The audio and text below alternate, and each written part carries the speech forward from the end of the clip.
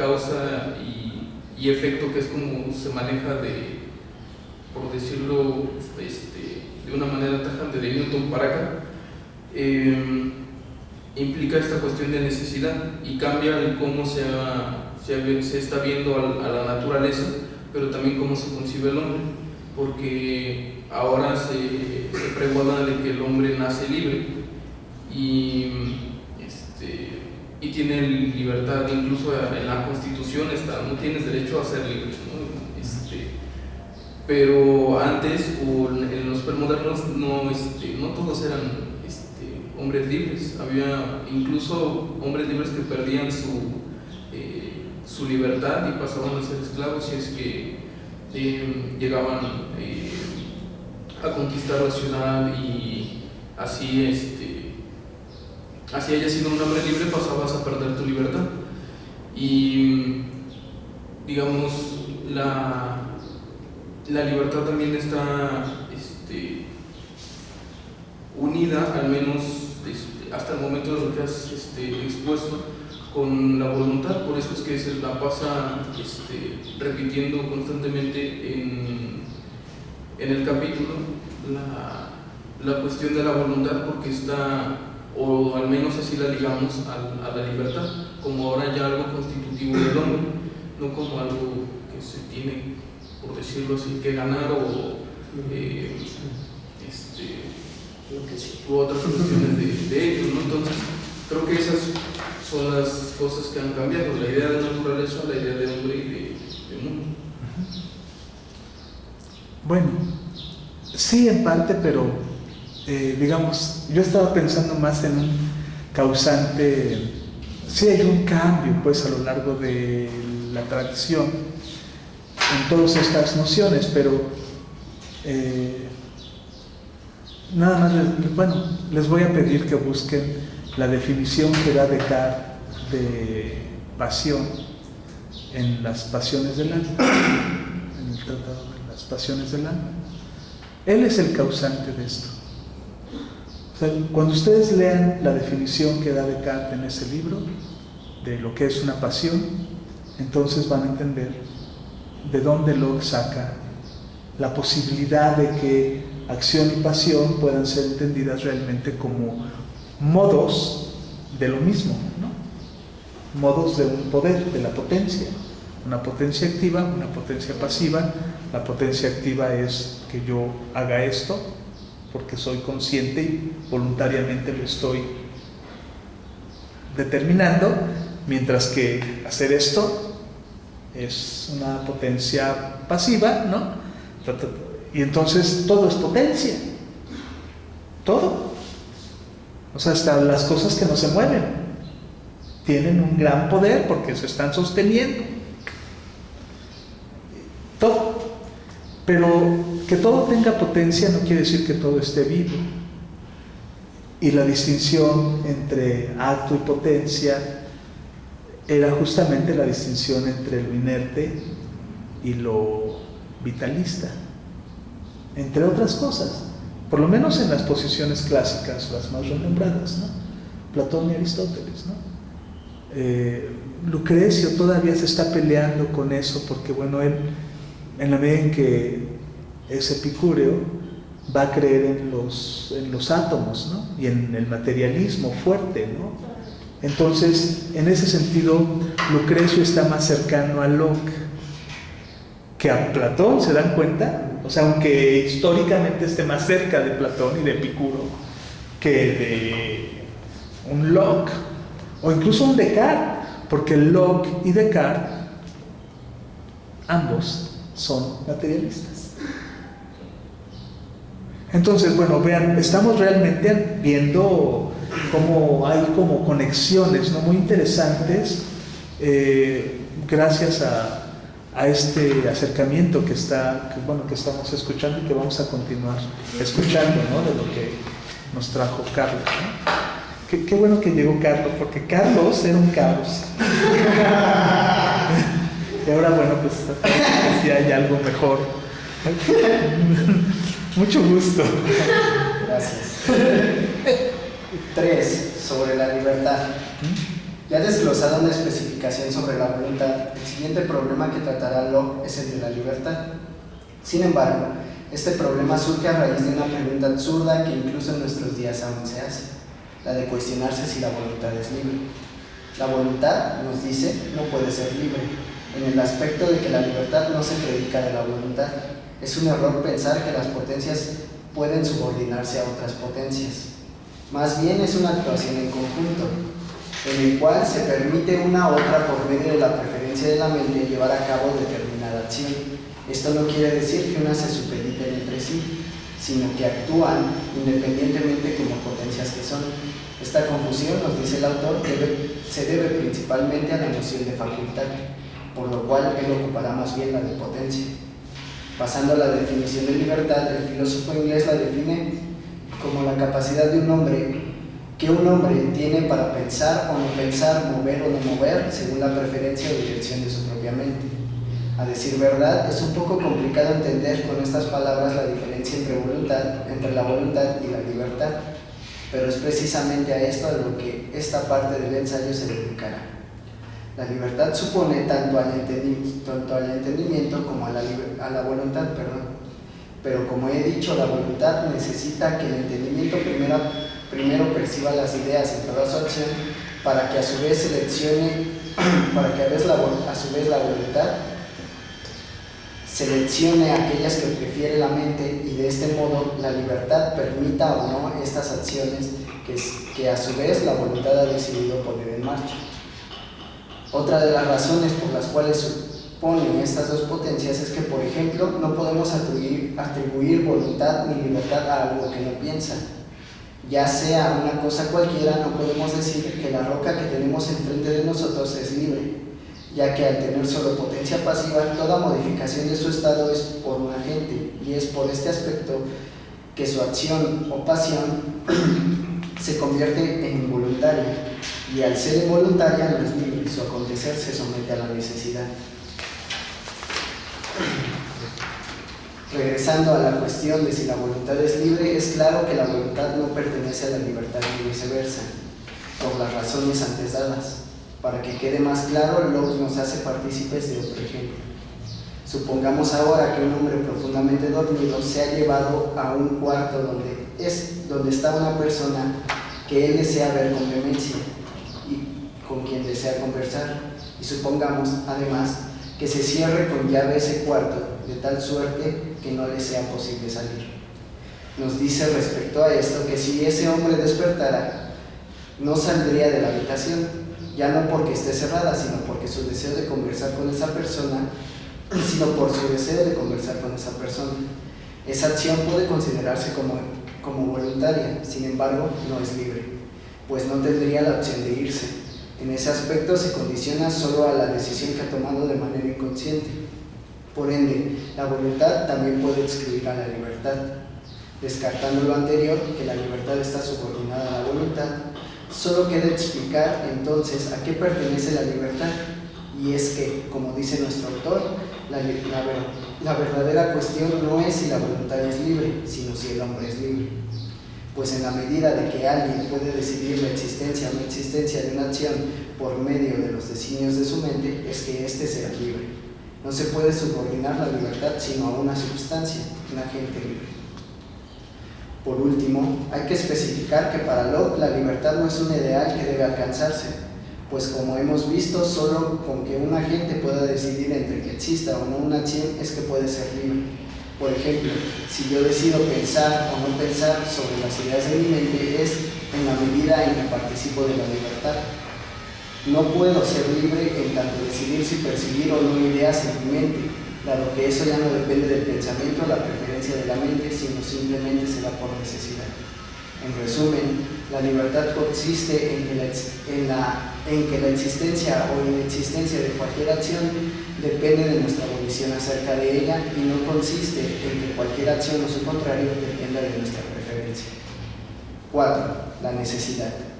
Siguiendo el hilo que hemos llevado hasta el momento, Locke nos da una definición de necesidad.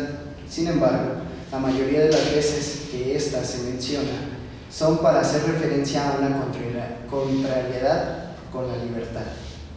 De este modo podemos decir que la necesidad es la parte contraria de la libertad. Cito: donde quiera que falte del todo el pensamiento o la potencia de obrar o de abstenerse según el mandamiento del pensamiento, es que estamos frente a la necesidad. Cierro cita. De por sí aún no ha quedado claro, y es que en mi caso este ejemplo fue muy ilustrativo para entender las distinciones de todos estos conceptos. Lo enunciaré tal como nuestro autor lo hace.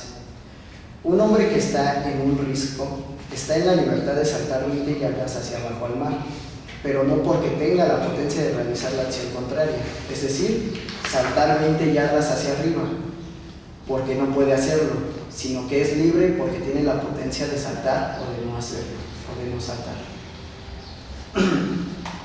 En esta primera parte del ejemplo se define muy bien lo que es la libertad. Es la posibilidad que se le da a ese hombre de saltar o no saltar. Por ende, si seguimos la argumentación de que la potencia es una acción, el hecho de no saltar también representa otra acción, pues la potencia de ser libre la determina tanto el saltar como el no hacerlo, cosa que se demuestra con la siguiente parte del ejemplo. Cito: mas si una fuerza superior que la suya lo retiene firme o lo hace caer, entonces ese hombre ya no es libre de tal caso, puesto que el realizar o no realizar esa acción particular ya no está en su poder. Termina la cita. En esta segunda parte se ve la diferencia entre la libertad y la abolición o voluntad, pues como dice, el hombre deja de ser libre al ser obligado por una fuerza ajena a la suya a saltar o no hacerlo. No obstante, él puede decidir el tratar de soltarse o no de esa fuerza que lo somete. En este caso, el hombre decide someterse, por lo cual, aun cuando no hay libertad, sí hay voluntad. Ahora, para entender la necesidad, dará un último ejemplo, que es el siguiente. Un prisionero encarcelado en un cuarto que mida 20 pies cuadrados, si está situado en el lado norte de esa habitación, es libre de caminar 20 pies hacia el sur, porque puede o no puede hacer ese recorrido, pero al mismo tiempo no es libre de hacer lo contrario, es decir, de caminar 20 pies hacia el norte. La pregunta que surge en este ejemplo es precisamente la de por qué no es libre de caminar hacia el norte y si es libre de caminar hacia el sur. La respuesta a esto es la imposición de la necesidad. El hombre no puede caminar hacia el norte porque la necesidad se le impone. La fuerza del muro a sus espaldas le impide hacerlo y cancela la libertad del hombre. Esto implica que el hombre es libre y no es libre a la vez. Es por eso que anteriormente mencionaba que para Locke la libertad no es un ideal que perseguir, sino más bien una cuestión práctica. 5. El deseo o lo que determina la voluntad. Una vez más retomaré la abolición para explicar lo que ahora se nos presenta, el deseo. Nos dice nuestro autor, es aquel que impulsa la voluntad a la acción. Esta respuesta, claro está, surge de la pregunta siguiente: si la voluntad es la que lleva a cabo las acciones que la mente prefiere, ¿qué es lo que determina a esta voluntad a hacerlo? Para el filósofo inglés, el deseo se sustenta en el malestar, el estar falto de algo. Es lo que nos causa deseo y a su vez, impulsa nuestra abolición. Uno de los problemas con los que se encuentra es con el hecho de que muchos piensan que lo que mueve al deseo son los grandes bienes. Aquí voy a hacer una especificación. También se encuentra con otro problema anterior a este, que es el de la confusión que hay entre el deseo y la voluntad, porque al parecer lo que nos dice Locke es que hay una confusión entre estos dos conceptos. Entonces la voluntad sería lo que ya nos dijo, la capacidad de mover o no mover algo, de dejarlo en reposo, de pensarlo o no pensarlo, y el deseo es el de alcanzar un bien. Ahorita voy a explicar un poquito más eso, que tiene que ver más con el malestar que con los bienes que se quieren alcanzar. Grandes bienes. Sin embargo, a partir de una serie de razonamientos y apoyándose en la experiencia, Locke desmiente esto, pues nos dice que aun cuando los bienes supremos representan un impulso de la abolición, lo que en verdad la determina es el malestar de nuestra condición actual. Así llega incluso a invitar al lector de la siguiente manera: que el deseo sea un estado del malestar es algo que todo el que reflexione sobre sí mismo podrá comprender fácilmente. y es que si uno se lo propone puede llegar a la misma conclusión que él. La supresión del mal es necesaria para llegar a la felicidad. El deseo representa una condición para pasar del malestar al placer. 6. De la felicidad. He aquí el motivo final de la practicidad del poder, o al menos desde mi consideración lo es. La felicidad, según Locke, es cuando un hombre está perfectamente satisfecho con el estado en el que se encuentra. Esto lleva a una implicación de lo anterior dicho, a saber que por medio de la voluntad todo malestar provocado por el deseo desaparezca, porque la supresión del malestar es el primer paso hacia la felicidad. No obstante, esto no indica que la voluntad desaparezca por perder su determinación, o sea, el deseo, sino más bien que ahora la acción que determinará la abolición será siempre en función de mantener el estado actual, pues siendo la inactividad una de las implicaciones de lo antes dicho, Locke, bajo el argumento anterior, justifica el encuentro con la felicidad por medio de la acción de las ideas de la potencia. Por último, aun cuando se da por hecho que todos desean la felicidad, pues no existe hombre que desee permanecer en el malestar. No todos se determinan al mismo bien para lograrla. Sobre pretexto de lo antes dicho, he de aclarar ahora qué es considerado bien y qué es considerado mal. Para ello, primero he de mostrar la definición de nuevo de felicidad y a su contrario, el desagrado. Tal y como lo dice nuestro autor, la felicidad es, pues, en su grado máximo el más grande placer de que seamos capaces, y la desgracia el dolor mayor. Una vez teniendo estos dos extremos, podemos definir qué es el bien y qué es el mal. El bien, de acuerdo a las definiciones anteriores, es la capacidad de que algo nos produzca placer, y el mal, de que algo nos produzca dolor. Pues si la felicidad y el desagrado son el más alto grado, estos lo serán en menor medida. La pregunta que viene a continuación no es sino la de por qué los hombres no persiguen los mismos bienes supremos, aun cuando se les incita a creer que no hay nada mejor que ello. La respuesta a esto es precisamente la del deseo, pues si un bien no excita el deseo en el hombre, entonces no lo seguirá. Ahora bien, entre más un hombre esté sujeto a la necesidad de ser feliz, más se acercará a la perfección, pues como dice Locke, el mismo Dios Todopoderoso está sujeto a la necesidad de ser feliz. 7. Sobre el entendimiento mismo. Esta es más bien una conclusión, ya no es remitirme otra vez al entendimiento para que no suene tan repetitivo. Estas consideraciones sobre la potencia representan el cierre de un esquema para entender cómo es que tienen origen nuestras ideas en el entendimiento, siendo las que voy a enunciar a continuación ideas primarias y originales, a saber, la extensión, la solidez, la movilidad, que son aquellas que percibimos del cuerpo y los sentidos, la perceptividad, la movilidad, que nos vienen de la reflexión, siendo estas dos potencias activas, y por último, la existencia, la duración y el número, que pertenecen a ambas vías, siendo estas las ideas originales de las que se desprenden todas las demás. Las implicaciones de las explicaciones dadas son varias y la mayoría resueltas a través del texto mismo. La pregunta que desearía dejar abierta, ya no respecto a la interpretación de Locke, sino del entendimiento mismo del oyente o el lector, es la siguiente: ¿es la felicidad algo alcanzable por medio de la potencia y la supresión del malestar? ¿O es acaso que Locke busca una salida práctica en un ideal inalcanzable? De esta manera concluyo mi participación.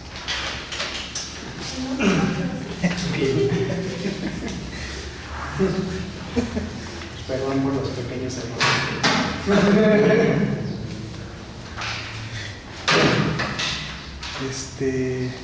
Hay algo que quisiera señalar y que tiene que ver con las observaciones que te han estado haciendo. Vi que cortaste la última parte del primer trabajo, ¿no?, que me enviaste, ¿no? Porque, bueno, nada más, en la página 13, hay ahí, antes de que pases sobre el entendimiento mismo, bueno, donde dices, pues como dice Locke, el mismo Dios Todopoderoso está sujeto a la necesidad de ser feliz. Quizás valdría la pena que entiendo esto cómo se explica con el ejemplo que justamente tú pusiste del hombre que está, que es libre de caminar hacia el norte, pero no es libre de caminar hacia el sur por la cuestión de la ubicación en donde están, en el cuarto en el que están, ¿no? De caminar 20 pies hacia un lado, pero no está imposibilitado de caminar 20 pies hacia el lado opuesto porque está justo en el lado opuesto, ¿no? Entonces no puede caminar, no puede atravesar la pared, pues. Ve cómo en ese ejemplo, el hecho de que Locke pueda afirmar que el mismo Dios Todopoderoso está sujeto a la necesidad de ser feliz, yo lo veo como un gran limitante para la posibilidad de la felicidad humana, porque el único que está puesto en el caso de la necesidad de ser feliz es Dios, pero no el hombre. Porque bueno, y si el hombre, si Juan sí quiere pasar, si quiere caminar hacia el sur y no puede, entonces eso, de acuerdo con la noción del deseo, y aunque bueno, también nos hiciste ver que aparece ahí la noción de que el deseo es un malestar, ¿no?, para el ser humano, pero hasta donde yo entiendo es una de las cosas que nos distinguen de bueno, hasta los animales tienen deseos, pues, pero ahora que ya se puso de moda defender a los animales, ¿no? Pero nosotros somos animales, y justo porque somos animales tenemos deseos. Hegel después dirá, bueno, pero hay de deseos a deseos, ¿no? Hay el deseo del deseo y hay el deseo animal. Entonces ya eso nos salva tantito, ¿no? Pero en realidad es una retórica muy interesante la de Hegel. Volviendo aquí a este punto, pareciera que estamos enfrentando conclusiones muy duras. Primero, para la naturaleza humana. Segundo, para la posibilidad de la libertad. Y si la libertad está relacionada con la felicidad, con la posibilidad también de la felicidad. Entonces son como tres temas que van enlazados en la exposición que tú has hecho y que vale la pena ahondar en ellos un poquito más, ¿no? Pero bueno, no sé si a ustedes les parece que yo soy muy pesimista respecto de la lectura, de los problemas que estoy presentando, o soy ligero todavía. Pero a mí también me hizo mucho, me causó mucha curiosidad esta cita de Locke: el mismo Dios Todopoderoso está sujeto a la necesidad, el mismo Dios tiene necesidad de ser feliz. La pregunta que viene a mí es, como Dios Todopoderoso, todo omnipotente, todo esto que es maravilloso que podamos, incluso superior a lo que puede tener esa necesidad de ser feliz, teniéndolo todo, creo yo, ¿no? ¿Por qué surge esta necesidad? Ahora, si Dios nos hizo a imagen y semejanza de Dios, evidentemente no vamos a tener las mismas cualidades